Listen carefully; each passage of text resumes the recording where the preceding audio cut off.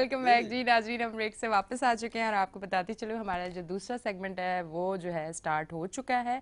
और आपको बताती चलूँ कि हमारा जो इतवार के दिन दूसरा सेगमेंट होता है वो आपको पता है कि हमारे साथ मौजूद होते हैं प्रोफेसर डॉक्टर हकीम अस्करी साहब। उनसे हम हर कोशिश करते हैं कोई एक टॉपिक रखें, फिर वो टॉपिक हम तब तक चलाते हैं कि जब तक कॉलर्स हमारे साथ जुड़ नहीं जाते, और जैसे ही जुड़ते हैं हम टॉपिक को इसलिए रोक देते हैं कि फिर उससे ज़्यादा अहम ये हो जाता है कि जो हमें कॉल कर रहे हैं हम थोड़ा सा उनको जवाब दें, क्योंकि कोई आपको सुबह सुबह उठ के और वो भी इतवार के दिन उठ के आपको अपने मसाइल के लिए कॉल करता है, फिर हमारे लिए ज़्यादा अहमियत उनकी हो जाती है कि हम उनकी कॉल्स का उनको ज़रूर जवाब देते हैं। तो हम प्रोफेसर साहब को तो वेलकम करेंगे, पर उससे पहले जो है उनका ख़ानदानी तारुफ जो है वो आप ज़रूर देख लें, स्क्रीन पर अभी जो है आपको नज़र आएगा।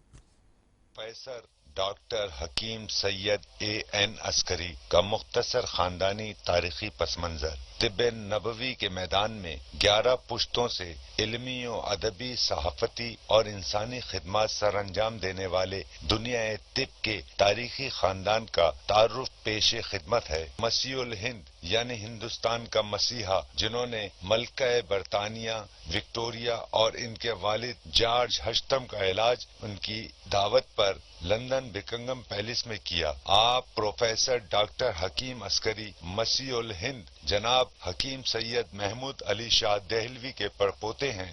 हिंदुस्तान और पाकिस्तान की 7 रियासतों सल्तनत उस्मानिया, हैदराबाद दक्कन, मालेरा कोटला, रामपुर स्टेट, लोहार स्टेट, सिंध की खैरपुर मेरस, खैरपुर स्टेट, सहारनपुर और जूनागढ़ स्टेट के शाही तबीब, जिनका खिताब था हाजी कुल हिंद यानी तबी स्कॉलर ऑफ इंडिया, हकीम सैयद जफरयाब अली शाह देहलवी के पोते तबीब शाही हमायदीन सल्तनत ईरान, अफगानिस्तान, उर्दन, पाक और हिंद के मुमताज शख्सियात के मुआलिज तबीबुल असर हकीम सैयद जफर अस्करी के फर्जंद वाली रियासत नवाब जूनागढ़ के शाही मुआलिज, अमेरिकन क्वालिफाइड मुआलिज, चाइनीज, अरबी, इंडियन होम्योपैथ, नेचुरोपैथिक, आयुर्वेदिक, यूनानी और तिब्ब नबवी जदीद और कदीम तरीके इलाज के माहिर प्रोफेसर डॉक्टर हकीम सैयद अस्करी क़याम पाकिस्तान से कबल हिंदुस्तान में जद्दोजहद आज़ादी की सबसे बड़ी जमात खाकसार तहरीक, जिसके बानी मुजाहिद आजम हजरत अल्लामा इनायतुल्लाह खान मशरकी थे, जिनकी क़यादत में अंग्रेजों से हुसूल आज़ादी की मज़ाहमती जंग मुसल्लह हुक्मरानों के खिलाफ बेलचों से लड़ी और जीती। आज़ादी की इस जद्दोजहद में शहादतें, कुर्बानियाँ और इंसानी खिदमात सर अंजाम देने वाली अल्लाह के सिपाहियों की वाहिद जमात खाकसार तहरीक, जिसने अंग्रेजों को हिंदुस्तान छोड़कर भाग जाने पर मजबूर कर दिया। खाकसार तहरीक पाकिस्तान के मौजूदा कायद, मुमताज शायर, अदीब और सहाफ़ी, इंसानी खिदमात पर मामूर प्रोफेसर डॉक्टर हकीम सैयद अस्कर। अच्छा जी नाजरीन, आप जो है बाकायदा जो है हमें देख रहे हैं, बाकायदा और बाकायदा आगाज भी हो चुका है। और सबसे अच्छी चीज़ है कि आज हमारे साथ ये मौजूद है, और मैंने सोचा कि सबसे मुझे जो बेहतरीन चीज़ लगी है कि इंशाल्लाह कुछ ही दिनों के बाद रमज़ान मुबारक जो है आमद है। तो आज मैंने सोचा कि रमज़ान के हवाले से बहुत सारे सवाल करूंगी। पहले तो जो टॉपिक है वो है जी, आज जिगर के जो अमराज हैं हम उस पर जो है ना बात करेंगे। फिर मैंने सोचा कि नहीं, जब अब हकीम साहब आ गए तो पूरे फ़ायदे तो आज उठाने ही हैं, रमज़ान का भी मैं आज ही पूछ लूँ सारा, और आप लोगों को भी पता चल जाए, क्योंकि कहीं ना कहीं हमें जो प्रॉब्लम होती है ना वो रमज़ान में होती है। क्योंकि रमज़ान में हम लोग वो फूड खाते हैं रोज़ा रख के, या वो सहरी और वो सारी चीज़ें करते हैं जो हमें ज़्यादा जो है वो फिर परेशानी का शिकार भी होते हैं। एसिडिटी होती है, फिर हम सारा दिन जो है लागर रहते हैं, हमसे काम नहीं होता। जो जॉब वाले लोग हैं उनको ज़्यादा मुश्किल होती है, नींद में होते हैं, ये सारी चीज़ें होती हैं। तो मैंने सोचा ये भी पूछूंगी, पर अभी का जो स्टार्ट जो मैं लूँगी वो जिगर के अमराज से लूँगी। और प्रोफेसर डॉक्टर हकीम अस्करी साहब को वेलकम करूँगी। अस्सलाम वालेकुम। जी वालेकुम कैसे हैं आप? वरहमतुल्लाह वबरकातुहू, अल्लाह की रहमत है, करम है। अच्छा प्रोफेसर साहब, मुझे तो थोड़ा सा ये पहले बताइएगा, जिगर के अमराज, जिगर एक वो हमारे जिस्म में एक अहम किरदार अदा करता है। जब जिगर की कोई ख़राबी हो जाए, जिगर की कोई बीमारी हो जाए, जिस तरह से फैटी लीवर, अब हर तीसरे चौथे बंदे को मैं सुनती हूँ वो ये लफ्ज़ कहते हैं फैटी लीवर हो गया। ठीक है। अब उसके बाद उस शख्स के लिए खाना खाना मुश्किल है, फिर उसको बताया जाता है कि आपने ये चीज़ें नहीं खानी, ये चीज़ें नहीं खानी। अब हमारा लाइफ स्टाइल ही अगर ऐसा है कि हमने ऑयली चीज़ें खानी है या हम लोगों ने ऐसी चीज़ें खानी है और फिर फैटी लीवर के बाद अगर हम उन चीज़ों को रोकते हम रोक ही नहीं पाते। तो सबसे पहले तो मुझे ये बताएं, ये जो फैटी लीवर है आया ये होता किस वजह से, कौन सी ऐसी हमारी तरफ से कमी होती है जिसकी वजह से ये फैटी लीवर जो है ये इस तरफ हम लोग देखिए, जाते हैं? सबसे पहले तो हम जो प्रोग्राम शुरू होने से पहले जिन मौजू पर बात कर रहे थे, स्टार्ट हुआ था, वो था इंसान, हमारा लाइफस्टाइल क्या है। लाइफ स्टाइल क्या है? और पहले ज़माने के लोग बीमार क्यों कम होते थे, और इस ज़माने में फी ज़माना यानी उस ज़माने में लोगों के पास इतना फैसिलिटीज़ भी नहीं थी, ग़िज़ा के हवाले से भी इतने वो नहीं थे कि उतने वो जितनी ग़िज़ाएँ आज हम इस्तेमाल कर रहे हैं इस कदर लोग जो है वो इतनी ग़िज़ा भी नहीं खाते थे। सादा ग़िज़ा होती थी, सादा ज़िंदगी होती थी, मगर सेहत और ताकत के हवाले से हमसे बहुत ज़्यादा आगे थे वो लोग। बिल्कुल ऐसे ही है। हमें देखना चाहिए कि माजी के लोग, उनका स्टाइल क्या था, हमारा आज क्या स्टाइल है। माजी में लोग फजर के वक्त उठते थे और फजर में उठने के बाद नमाज पढ़ना, उसके बाद उमूर ज़िंदगी में मुशक्क़त और उसकी तरफ वो निकल जाते थे। नाश्ता उनका भी सादा ग़िज़ा, बासी रोटी, दूध और दही के साथ उन्होंने रोटी खा लेनी है और इस तरह वो अपने, फिर इसी तरह दोपहर का खाना भी खूब डट के खाते थे। लेकिन रात के वक्त में जो इनका ग़िज़ा थी वो मगरिब के बाद जो है खाना खा के इशा की नमाज़ पढ़ के सो जाते थे और अपनी पूरी नींद लेते थे। ठीक है। ये उनकी सेहतमंदी का राज था। आज क्या है, हम 11-12 बजे सोकर उठ रहे हैं अक्सरियत, और उठने के बाद जो है उन्होंने ना कोई एक्सरसाइज करनी है, ना किसी किस्म का वाटर इनटेक करना है। उठते ही उन्होंने पराठा और चाय और बस पापे और चाय ना करे, पराठे का नाम ना ले। ये खाया। पराठे से बड़ी दूर हूं मैं आजकल। नहीं, हम तो दूसरों ख़वातीन हज़रात को भी दूर रखना चाहते हैं, ताकि पराठा जो है वो ठीक है, वो अच्छी चीज़ है, मगर उसको हजम करने के लिए भी तो आपको वही काम करने चाहिए कि जो आप पराठे का हजम भी हो जाए। और फिर वो उस ज़माने में देसी घी का पराठा और उसके ऊपर मक्खन रखा हुआ, समझिए, और लस्सी साथ में होती थी। तो ये ग़िज़ाइयत थी उस वक्त, नाश्ते की एक अहमियत थी। अब हम बहुत कुछ खाते हैं, लोग कहते हैं कि जनाब हम ग़िज़ा के हवाले से सुबह से लेकर रात 12-1 बजे तक खाते ही रहते हैं और उसके बावजूद भी बीमारियों का शिकार हैं। असल बात यह है कि खाना रात का बहुत हल्का होना चाहिए, दोपहर का खाना दरमियाना यानी अच्छा ठीक ठाक खाएं, और सुबह नाश्ता जो है मुक़व्वी आपका रहे, ग़िज़ा के हवाले से एक मुकम्मल ग़िज़ाइयत आपके पेट में जाए, जिसमें फलों का और ड्राई फ्रूट और इसी तरह दूध, दही और दीगर जो खाने की अशिया जो नाश्ते में इस्तेमाल होती हैं, शहद है, जैतून है, अंजीर है इसका, और इसी तरह जौ का दलिया, वो जो आपने मुझे पहले भी बताया था, तलबीना है ना, तलबीना का, बिल्कुल, जी हाँ, वो खाइए। हाँ। और इसके साथ साथ जो है वो आपका रात को खाना जो है खाकर सो जाना। मैं ये देखता हूँ कि अक्सर लोग घरों में आते हैं रात को 12-1 बजे,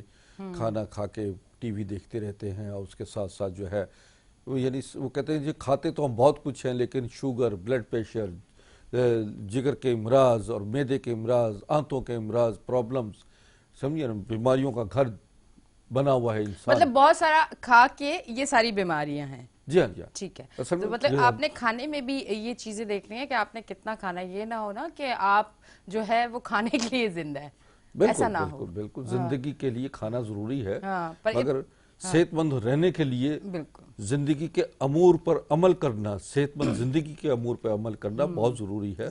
जो कुछ आप खाते हैं वो आप अगर बेवक्त खाएंगे तो वो पॉइजन है, और वक्त पे खाएंगे तो वो सोना है, वो आपके लिए ताकत दे रहा है, आपको हयात ज़िंदगी दे रहा है, आपको खुशियाँ दे रहा है। और यही चीज़ होती है कि कम खाइए मगर अच्छा खाइए। ठीक है। कम कम कहो शान से कहो, रुए दादे इश्क जब्त के क्या से बात कहो। है आपकी, तो क्या बात है। ये दूसरा शेर है जो माशाल्लाह इन्होंने पहले एक मुझे जो है ऑन एयर नहीं हुई थी वो शेर बड़ा बेहतरीन था, ठीक है, वो भी सुन के बड़ा अच्छा लगा। हालांकि शेर और शायरी से कोई लगाव ही नहीं है मेरा, मुझे समझ भी बहुत मुश्किल आप कह रही थी मुझे तो आजकल ख्वाब भी नहीं आते। हाँ, मैंने कहा आजकल मुझे ख्वाब नहीं आते। नहीं, कोई बात ऐसी चल रही थी ना लाइफ स्टाइल कुछ, बात ये है कि मुझे ख्वाब नहीं आते, फिर इन्होंने मुझे ख्वाब पे ना जो लोग शेर रात को खाना खाते ही सोते हैं, अच्छा ठीक है, उनको बड़े खौफनाक ख्वाब भी आते हैं। अच्छा, उनको रात को झटके भी लगते हैं, अच्छा, उनके मुंह से पानी भी निकलता है, ओ मेरे अल्लाह, उनके सीने में जलन भी रहती है, ठीक, उनके हार्ट बीट भी जो है वो नॉर्मल नहीं रहती, और इसी तरीके से सारी रात पसीने, कभी पसीने आ रहे हैं, कभी सर्दी लग रही है, कभी टांगों में दर्द है, कभी कमर में दर्द है, क्योंकि निज़ाम हजम जो है ना वो आपने अपना खुद खराब किया है बेवक्त खाना खाकर और बेवक्त जो है वो सोना। जब आपकी नींद आपको 9-10 बजे आ रही हो और आप 3-4 बजे तक जाग रहे हो और उसके बाद जब बिस्तर पे जाते हैं तो नींद या तो गायब हो जाती है या इतनी शिद्दत के साथ आती है कि जो कुछ आपने बदपरहेजियाँ की होती हैं वो उसकी जो है आप तकलीफ़ात बर्दाश्त कर रहे होते हैं। ठीक है जी। तो यही है कि जब आप, जैसे आपने कहा कि मुझे तो ख्वाब भी नहीं आते, लेकिन जिन लोगों को बदपरहेजियां करके ख्वाब आते हैं ना, साहब मेरे ख्वाबों पे अटके, मुझे ख्वाब आना बंद हो चुके हैं, मैं हकीकत के सामने आ चुकी हूँ, मुझे हकीकत जो है ना वो ज्यादा नजर आना चुकी है, ख्वाब बंद हो गए। मुझे इसी पे ना एक शेर याद आ रहा है कि चलिए इरशाद, देखा है, मेरा अपना शेर है गजल का, कि देखा है नसर हकीकत को खुली आंखों से, देखा है नसर हकीकत को खुली आंखों से, मैंने महसूस नहीं की कभी सपनों की महक। वाह वाह वाह, क्या बात है जी, जबरदस्त। तो आप जिंदगी के हकायक जो हैं जब आप इस तरह बाहर कराची की आवाज लेकर चलती हैं, हमारी आवाज लोगों तक पहुंचाती हैं, तो आपको ख्वाब कहाँ आएंगे? मुझे कहाँ आएंगे, है ना। क्या आप तो लोगों को ख्वाबों की दुनिया से बाहर निकाल रही हैं। क्या बात है। अच्छा, प्रोफेसर साहब के आने से ना सबसे बेहतरीन चीज़ ये होती है कि हम शो भी कर रहे होते हैं, अपने टॉपिक पे भी बात कर रहे होते हैं, हम लोगों की कॉल भी ले रहे होते हैं, उनके मसाइल भी बता रहे होते हैं, और फिर साथ साथ ना थोड़ी सी मज़े की चिट चैट हो जाती है, तो वो बड़ा मज़े का लगता है, मुझे बड़ा अच्छा लगता है इनके साथ बात करके। अब थोड़ा सा ना ये बात करते हैं फैटी लीवर पे ना, क्योंकि वो एक बड़ा मसला है और वो मेरे आस-पास भी बड़े सारे लोग। नाज़रीन, जिन अमूर पर मैंने अभी रोशनी डाली है जी, ये असल में आपकी कबाहतें हैं, ये आपकी लापरवाहियां हैं, यही असल में आपको ये समझिए कि आपने अपने जिस्म को जो सज़ा दी है, ये बेवक्त खाना, बेवक्त सोना, बेवक्त उठना और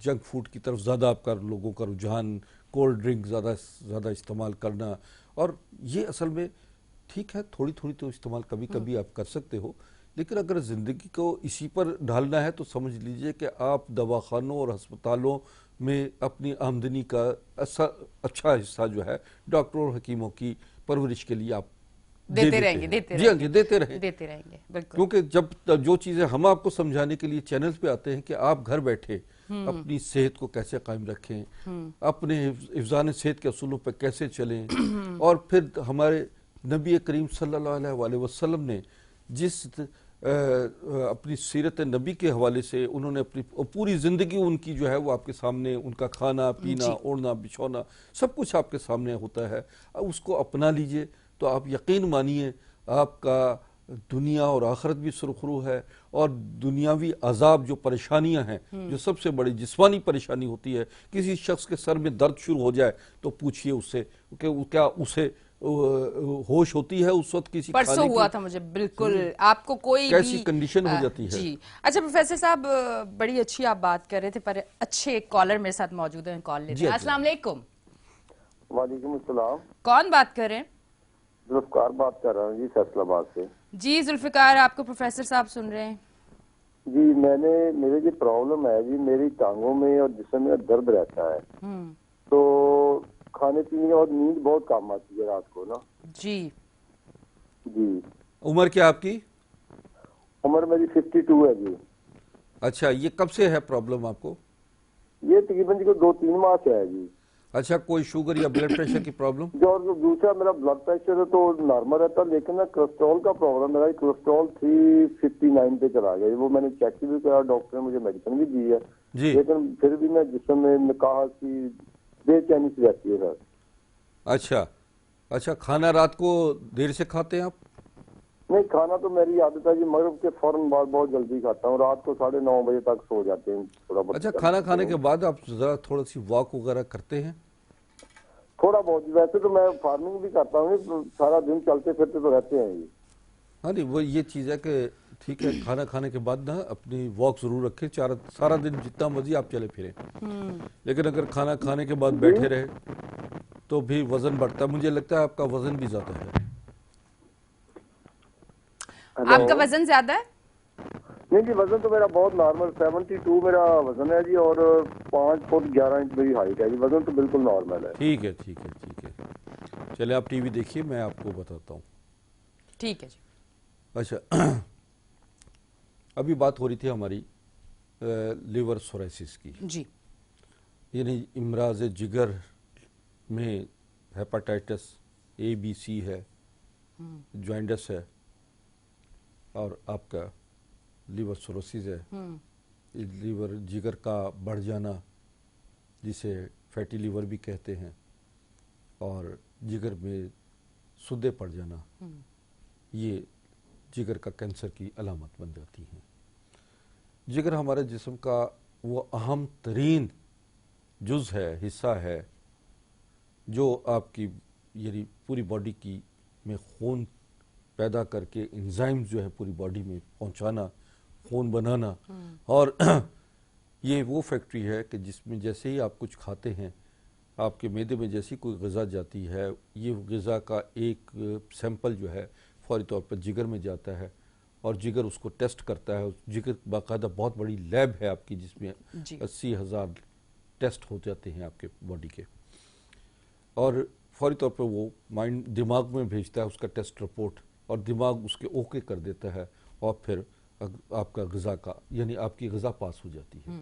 बाज़ औक़ात ऐसी ग़िज़ाएँ भी इंसान इस्तेमाल करता है कि जो जिसे जिगर कबूल नहीं करता, वो वॉमिटिंग या मोशन के ज़रिए बाहर निकल जाती है। कॉल है? जी जी जी ले लूं कॉल? हाँ, लीजिए लीजिए। अस्सलाम वालेकुम। वालेकुम अस्सलाम। कौन बात कर रहे हैं? नज़ीर बात कर रहा हूँ रावलपिंडी से। जी जी, क्या कहना चाहेंगे?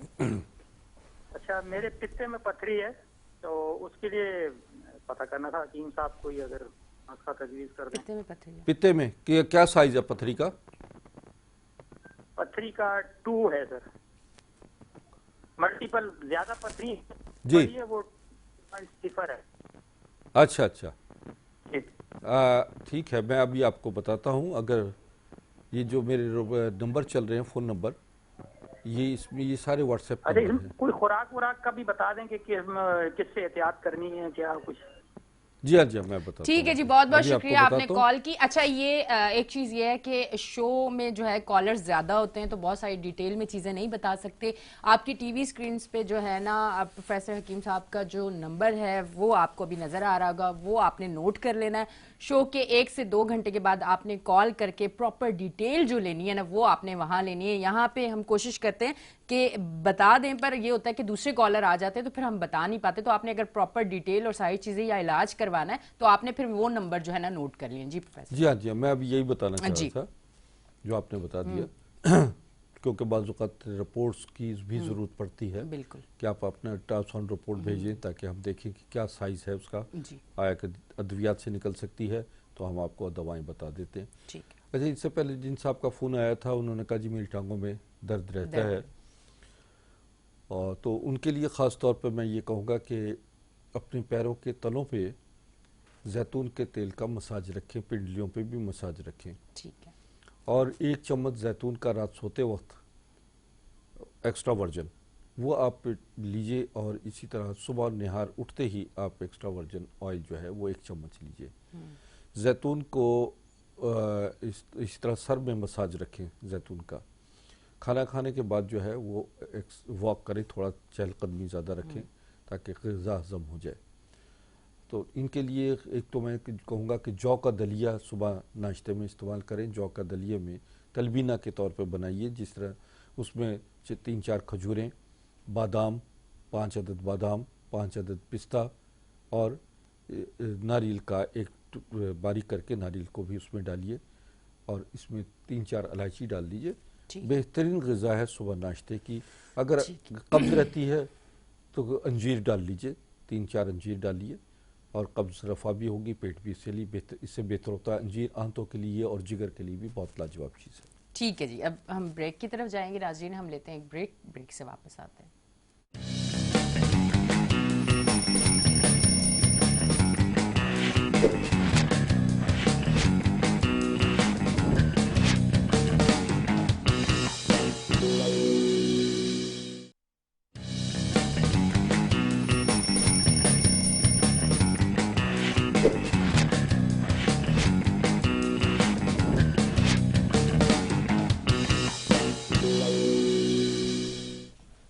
वेलकम बैक जी नाज़रीन, हम ब्रेक से वापस आ चुके हैं और आप देख रहे हैं हमारा show weekend shine with Anisha. अच्छा, आपकी जाने बातें हैं कॉलर का, आपने एक कॉलर का जवाब दे दिया था, दूसरी भी हमारे पास दूसरा पित्ते के हवाले, पित्ते की पथरी के हवाले से था।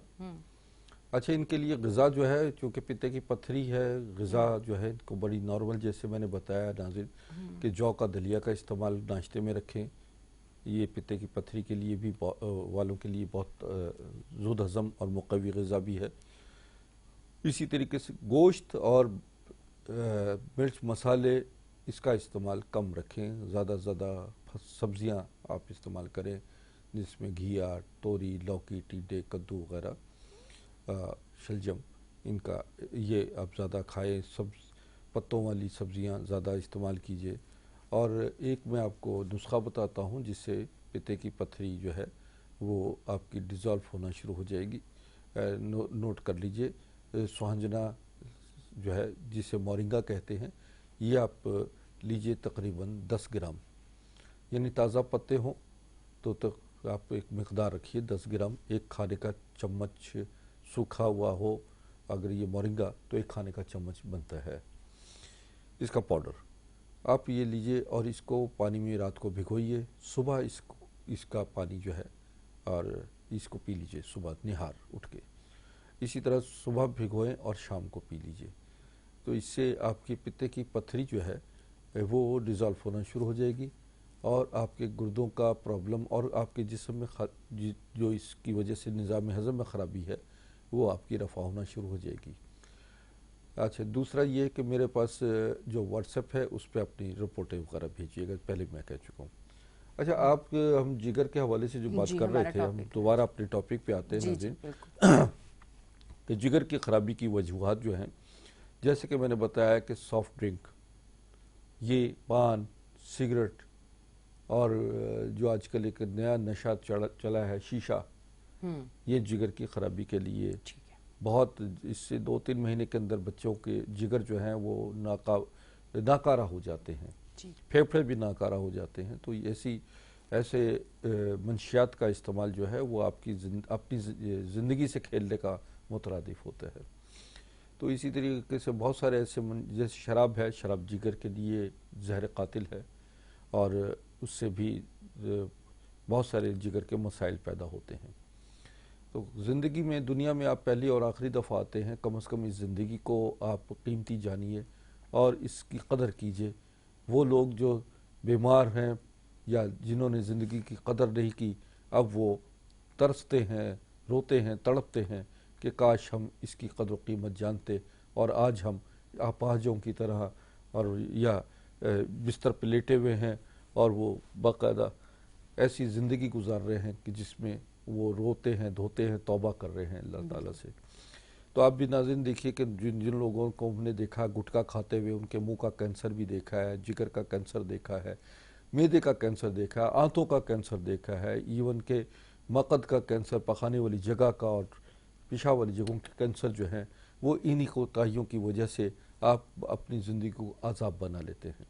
कंट्रोल कीजिए अपनी तबीयत पर, मिजाज पर, अपने आप को रास्ते पे लाइए और ज़िंदगी को कीमती जानिए। ये ज़िंदगी आपकी, आपके लिए, आपके माँ बाप के लिए, आपके बच्चों के लिए इंतहाई कीमती है और ये आपकी ज़िंदगी आपकी नहीं है, ये अल्लाह ताला ने आपको अमानत दी है और इसकी हिफाजत आपके का फ़र्ज़ है, क्योंकि जब आपके बच्चे आपकी ज़िंदगी में ही आपके लाचार होने के बाद वो आप देखिए उनकी तालीमी सलाहियत ख़त्म हो जाती है, वो बच्चे दर बदर हो जाते हैं, और फिर जब माँ बाप का साया सर से उठता है तो उन बच्चों की ज़िंदगी को पूछिए जो दूसरों के रहम करम पर पड़ जाते हैं, वो नफसियाती मरीज़ हो जाते हैं। और वो बाकायदा तौर पर देखिए, मैं ये समझा रहा हूँ इसलिए कि ताकि आपको एहसास हो ज़िंदगी की कीमत का।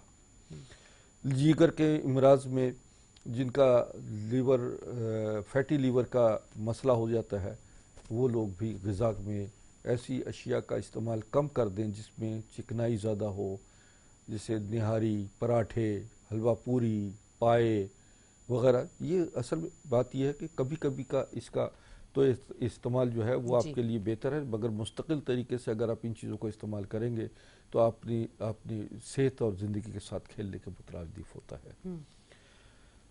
मैं भी आपको ये बता रहा था कि जो लोग 5 वक्त नमाज पढ़ रहे हैं, बाकायदा तौर पर ग़िज़ा को ज़ूद हज़म ग़िज़ा, सादा ग़िज़ा इस्तेमाल करते हैं, फलों को और दीगर चीज़ों को वक्त के मुतय्यन के मुताबिक इस्तेमाल करते हैं, जैसे सलाद का इस्तेमाल है जी, वो आप खाने के दौरान ज़रूर करें। दूध दही का इस्तेमाल, दही का ख़ास तौर पर, दही में ज़ीरा और पुदीने के पत्ते, ये सूखे पत्ते डालिए, काला नमक मिक्स कीजिए या रायते के तौर पे इस्तेमाल कीजिए। इसमें अगर लौकी उबाल कर लौकी का पानी डाल के शामिल कर लीजिए तो बेहतरीन आपका रायता भी है और आपके जिगर के लिए एक दवा भी है।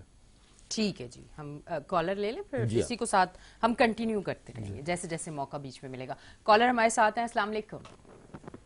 वालेकुम अस्सलाम जी, सिकंदर टोपा टेक्सटाइल से बात कर रहा हूँ जी। जी ना, कमर में कल मेरा दर्द था, डॉक्टर के पास गया और दवाई ली, उन्होंने गुर्दे में बताया, मैं क्या करना चाहिए, गुर्दे में दर्द हो रहा है, कुछ देसी नुस्खा बता दें, इसको टेस्ट कराएं, क्या करें। अच्छा, एक मिनट आप थोड़ा सा ना लाउड बोले और थोड़ा सा, क्योंकि आवाज आपकी बात समझ नहीं आई है। ये कमर में दर्द हो रहा था, कल डॉक्टर के पास गया हूँ, दवाई तो ली है, लेकिन उसने बताया कि गुर्दे में दर्द हो रहा है। अच्छा, इसके बारे में कोई देसी दवाई बता दें आप। ठीक है। कमर में दर्द हो रहा था, पर वो हाँ, असल में है गुर्दे का। लोगों को पता नहीं होता कि गुर्दा भी हमारी कमर के दोनों साइड्स पे गुर्दे भी हैं। वो भी हमारी है। मैं जब सीरियस होती हूँ ना, कोई ऐसी बात जरूर, वो भी गुर्दे आपके अपने ही गुर्दे हैं और इनकी हिफाजत करना आपको बेटा। बात यह है कि आपको तो एक तो पानी का इस्तेमाल ज्यादा रखें, दूसरा खाने में अपना खीरा इस्तेमाल कीजिए, ककड़ी, खीरा और प्याज का इस्तेमाल रखें, सलाद का इस्तेमाल ज़्यादा रखें, मूली ज़रूर खाइए, मूली पत्तों समेत खाइए। तो ये जिगर के लिए और आपके गुर्दों के लिए आपकी बेहतरी तरफ ले आएंगे। इसके अलावा आप गुर्दे के लिए मैं आपको ये बताता हूँ, सुहांजना के पत्ते लीजिए, मोरिंगा, और करी पत्ता लीजिए, 11 पत्ते करी पत्ता, सुहांजना के तकरीबन 10 ग्राम सुहांजना लीजिए, पुदीना, ये 21 पत्ते पुदीने के शामिल कीजिए, इसको बॉयल कर लीजिए और सुबह, निहार, दोपहर और शाम 3 टाइम ये आप पीजिए। इंशाल्लाह ये आपका पेशाब भी खुल कर आएगा, गुर्दों का मसला जो सोजिश है वो भी ख़त्म हो जाएगी। और खाने में अपना बादी चीज़ों का इस्तेमाल, मसलन चावल, गोभी, आलू, अरवी, चने की दाल, बैंगन, सकील चीज़ें, ये आप बंद कर दीजिए और हल्की फुल्की ग़िज़ा इस्तेमाल कीजिए। घिया, तोरी, लौकी, ये आपके लिए बहुत अच्छा है, इसका शोरबा बना के पीजिए। और इसी तरह के से माल्टे, किन्नू, मौसमी का जूस ज़्यादा इस्तेमाल करें। और यह है कि रात को सोते वक्त जो है ख़ास तौर पर जैतून का तेल जो है वो अपने कमर पर हल्का लगाइए और कोशिश कीजिए कि आपका जो बेड है अगर उसमें दरी उस पर डाल दीजिए, ताकि जो फॉर्म की जो तपिश है वो भी बाज़-औक़ात कमर और गुर्दों के दर्द का बाइस बनती है। ठीक है जी। अच्छा, अब आप बता रहे थे कि खाने की रूटीन के क्या क्या चीज़ें होनी चाहिए, जिस तरह दही होना चाहिए, उसमें ये चीज़ें होनी चाहिए, सैलेड होना चाहिए, और किस तरह से बाकी आप रूटीन जो बता रहे थे। हाँ बिल्कुल, मैं ये इन चीज़ों पे आ रहा हूँ कि आप लोगों का अपना लाइफस्टाइल जो है बिल्कुल तिब्ब नबी के मुताबिक होना चाहिए, नबी की सुन्नत के मुताबिक आप रखें अपना लाइफस्टाइल। और जी। ग़िज़ा ख़ास तौर पर रात को जो है वो इंसान जो खाना खा के सो जाते हैं, उनका मोटापा, उनका ब्लड प्रेशर और शुगर का मरीज का शिकार हो जाता है। ठीक है जी, कॉलर भी हमारे साथ मौजूद हैं, कॉल ले लें। अस्सलाम वालेकुम। जी, कौन बात कर रहे हैं? जी मैं गोजरा से अली हसन बात कर रहा हूँ। मेरे ना वालिद साहब को मसला है। जी जी। किसका मसला है? पेशाब का मसला है। बड़े पेशाब वाली जगह बाहर आ जाती है, तो इसीलिए मैदा भी खराब है और पूरे जिस्म में दर्द भी है। उम्र क्या बेटा आपकी? जी जी। उम्र क्या है? मेरे वालिद साहब की उम्र तो 70 साल के लगभग है। अच्छा, 78 साल है। जी जी, 70 साल के लगभग। ठीक ठीक जी, तो वो ना काम भी नहीं कर पाते, तो इसलिए उनकी पीछे जगह बाहर आ जाती है, जो है ना पेशाब वाली जगह है। हाँ, मैं मकद है, पखाने वाली जगह जो है वो उनको, उनका बवासीर रही है उनको? जी जी, बवासीर की भी शिकायत है, खून भी आता है। सही सही। कपड़े वो ठीक नहीं ना रहते, इसलिए कपड़े भी खराब रहते हैं, नमाज पढ़ने का भी नहीं। ठीक बेटा, ठीक है जी, मैं समझ गया। आप टीवी देखिए, मैं इनको मसले का हल बता देता हूँ जी। उम्र भी इनकी 78 है। हाँ। और कब्ज भी रहती होगी, और जिसकी वजह से चूँकि बवासीर है, बवासीर में खूनी बवासीर भी है, तो उससे ये है कि उनके अंदर आंतों में मकद वाली जगह पे बाकायदा स्वेलिंग हो जाती है, वरम रहता है, जिसकी वजह से जब जोर लगाते हैं तो वो मकद जो है वो बाहर की तरफ आ जाता है। इसके लिए आप एक तो ये कि फिटकरी को आप खूब अच्छी तरीके से गर्म करें। गर्म करने के बाद उसको जब वो पाउडर हो जाए, यानी मखाने की तरह बन जाए, तो उसे रखिए। और जब भी आप अजाबत करें, अजाबत के बाद उस फिटकरी के पानी से जो है अस्तंजा कीजिए। दूसरा ये है कि आपका जो प्रॉब्लम है उसके लिए मेरे पास एक दवा है जिसका नाम मस्कुलाइन है। वो आप हमसे दवा मंगवाइए, जब भी अजाबत करें उससे मस्कुलाइन से उसको तहारत कीजिए। उससे ये रहेगा कि आपका इन्फेक्शन, अंदरूनी इन्फेक्शन ख़त्म होगा, और आपका पाइल्स का जो प्रॉब्लम है वो भी रफ़ा होना शुरू हो जाएगा। आप तीसरी चीज़ ये है कि आप अपनी ग़िज़ा में घिया, तोरी, शलजम, टिंडे, कद्दू, जैसे मैं बता रहा हूँ, ये इस्तेमाल कीजिए। जौ का दलिया खाइए, और अपनी रिपोर्ट मुझे ज़रूर भेजिए ताकि मैं आपको उसके लिए बेहतरीन दवा तजवीज़ मज़ीद कर सकूँ। ठीक है जी। अच्छा, अक्सर ऐसा होता है, हम जब बहुत सारे, क्योंकि हमारा शो का टाइम ऐसा होता है, तो कोशिश होती है ज़्यादा से ज़्यादा जवाब दे दें।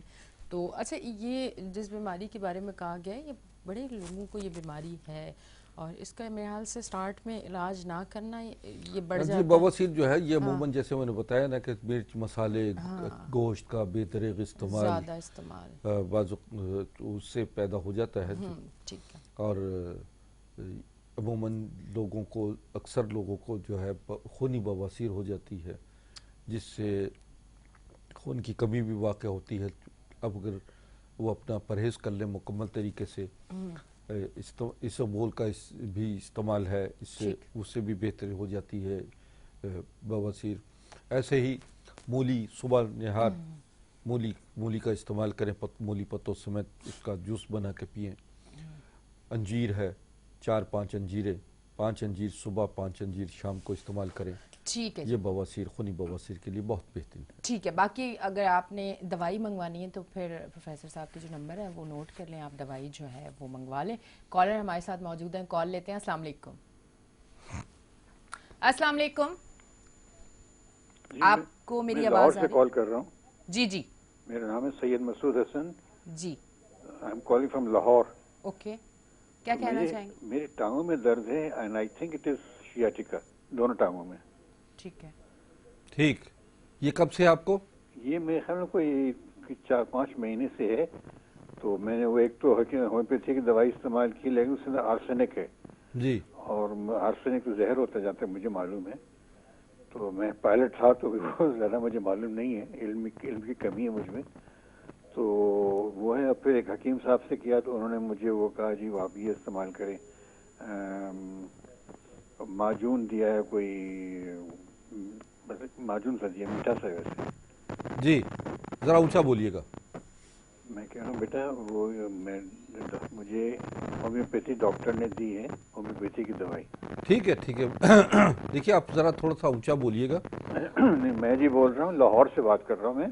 हाँ, तो मुझे शियाटिका सा लगता है, शियाटिका है मुझे। जी मैं ये समझ गया। आप ये बताइए कि ये कितना अरसे से आपको प्रॉब्लम है? ये जो 4-5 महीने से है गालिबन। अच्छा। दोनों टांगों में है? जी, इत्तेफाक से दोनों टांगों में, हालांकि जहाँ तक मुझे मालूम था एक ही टांग पर होता है, लेकिन दोनों टांगों पर है मेरी। ठीक है, ठीक है। और देखिए, ये हिप बोन में शुरू होता था, हिप बोन से ये रानों पर, फिर ये पिंडलियों में, और पैर के तो अंगूठे बिल्कुल वो मुड़ से गए। अच्छा, अच्छा, अच्छा, अच्छा। तो ये ऊपर से नीचे की तरफ चलता है दर्द? जी। ठीक है, ठीक है। मैं दूसरा आपको वो टीवी देखिएगा, मैं आपको बताता भी हूँ। आपका मसला मैं समझ गया हूँ। थैंक यू जी। हाँ। असल में ये रीढ़ की हड्डी के मोहरों में, निचले मोहरों में वेन्स दब जाती हैं, जिससे शटिका या इरकुन्निसा कहा जाता है। गंठिया, इसमें जिसे लंगड़ी का दर्द भी कहा जाता है। अच्छा, तीनों नाम है। जी हाँ। तो ये कि इसमें एक तो इन बादी चीज़ें, चावल, गोभी, आलू, अरवी, बैंगन, अचार, चटनी, तेज़ मिर्च, खटाई, इन चीज़ों से ये परहेज़ करें। दूसरा, मैं इनको एक नुस्खा बताता हूँ। कुश्ते शीरी 10 ग्राम लीजिए, कुश्ते शीरी 10 ग्राम, सुरंजान शीरी 5 ग्राम और असगंधा गोरी 5 ग्राम। ये आप इसको सुबह और शाम जो है आधा आधा चम्मच ये इस्तेमाल कीजिए। जो मैंने मकदार बताई है ना, ये एक खुराक है। ठीक है जी। तो ये तकरीबन आधा से आधा चम्मच खाने का बन जाता है।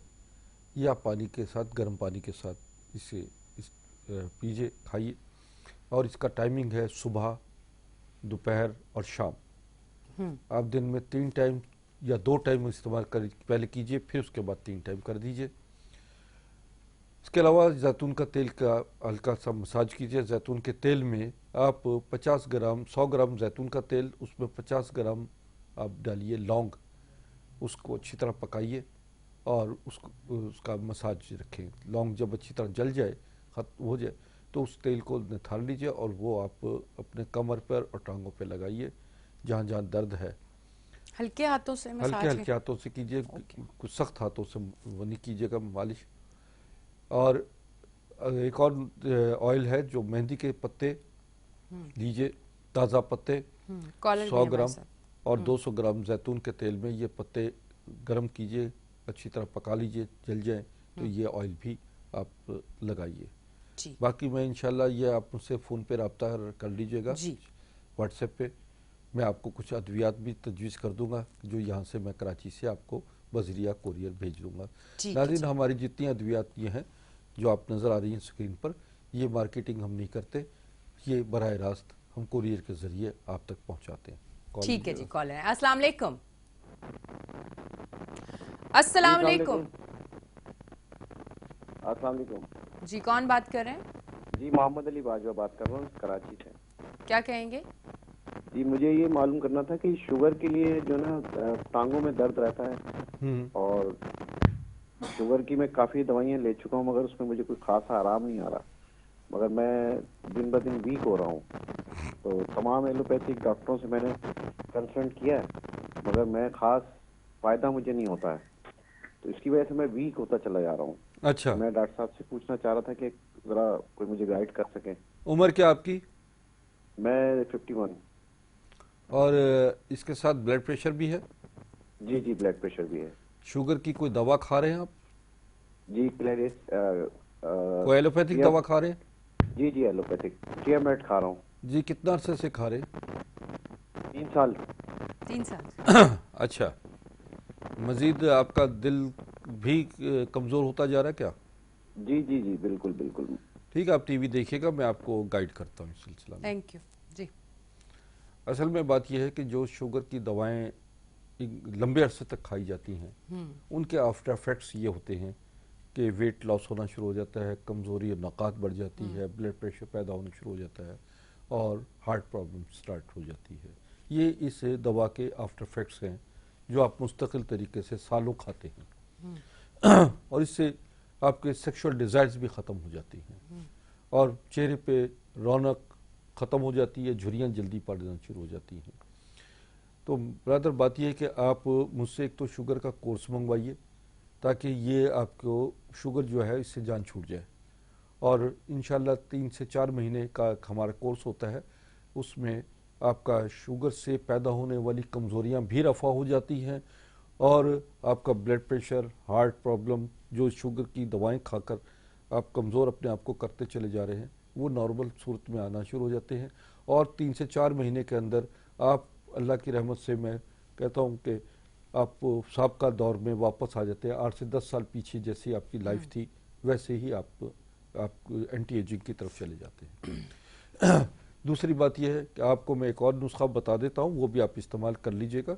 जामुन की गुठली, धमासा बूटी, चरायता और गुड़मार बूटी ये लीजिए, यह हम वज़न लीजिए और इसमें दारचीनी जितना वज़न होगा उससे आधा मकदार दारचीनी, मतलब आप 50-50 ग्राम लेते हैं तो 25 ग्राम दारचीनी लीजिए, इसमें शामिल कीजिए और इसमें आपने मज़ीद भिंडी के बीज शामिल करने हैं 25 ग्राम।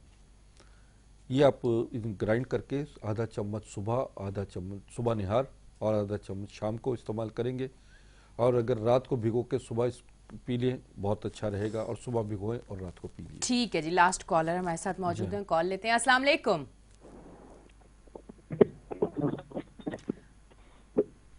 आपको वालेकुम सलाम। जी जी, क्या कहना चाहेंगे? जी मेरा नाम हेड़ी से बात कर रहा हूँ जी पंजाब से। जी मेरा बीपी का मसला जी, बीपी बहुत ज्यादा तेज होता है, कोलेस्ट्रॉल का लिपिड प्रोफाइल सब नॉर्मल है। अच्छा, ब्लड प्रेशर प्रॉब्लम है आपका? जी जी। अच्छा, उम्र क्या आपकी? उम्र 39 है। वजन? वजन मेरा 65 kg। ब्लड प्रेशर का प्रॉब्लम कब से है आपको? तकरीबन 15 साल से जी। कितना है हाई, कितना हाई और लो का क्या है? जी 200+ से जाता है जी हाई। अच्छा, और लो में? लो में कभी कभार 160 पर आता है। ठीक है। आपकी नींद पूरी होती है? जी नींद ठीक आती है। नहीं, पूरे आप 6-7 घंटे सोते हैं? जी 6-7 घंटे सोते हैं आप? जी जी हाँ जी। ठीक है, टीवी देखिए, मैं आपको बताता हूँ जी। अच्छा, इनका ब्लड प्रेशर का प्रॉब्लम जो है मैं इनके लिए ख़ास एक नुस्खा बता देता हूँ जो कि मैं समझता हूँ कि इनके लिए बहुत अच्छा रहेगा। सिर्फ ब्लड प्रेशर के लिए आप सुहांजना के पत्ते लीजिए, पुदीने के पत्ते लीजिए और इसमें आपने शामिल करना है करी पत्ता। ये 3 चीज़ें लीजिएगा, सुहांजना के पत्ते 10 ग्राम, करी पत्ते 11 पत्ते और पुदीने के 21 पत्ते लीजिए और ये आप जो है खाने के आधा घंटा पहले, दोपहर और रात खाना खाने से आधा घंटा पहले इस्तेमाल कीजिए। ठीक है। इसका कहवा बना लीजिए, इसको बॉईल कर लीजिए, इसको आधा घंटा पहले इस्तेमाल करें और ब्लड प्रेशर आपका इंशाल्लाह कंट्रोल रहेगा। खाने में, ग़िज़ा में अपना चिकनाई और चर्बी वाली चीज़ें और तेज़ मिर्च मसाले जो हैं इनसे परहेज़ कीजिएगा। ठीक है जी।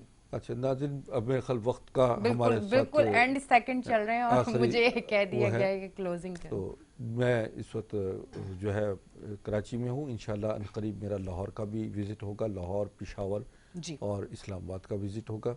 मेरे नंबर आप पे चल रहे हैं और मुझसे शाम को आप 8 बजे के बाद भी मशवरा कर सकते हैं और इसी तरह मेरा जो आज मतलब मेरा खुला है, जो मरीज़ आना चाहते हैं मुझसे अपॉइंटमेंट लेकर, टाइम लेकर आइएगा, क्योंकि बाज़ औक़ात ऐसा होता है कि मैं मरीज़ देखने के लिए बाहर जाता हूँ तो फिर मरीज़ों के लिए प्रॉब्लम होती है। अपॉइंटमेंट बहुत मस्ट है।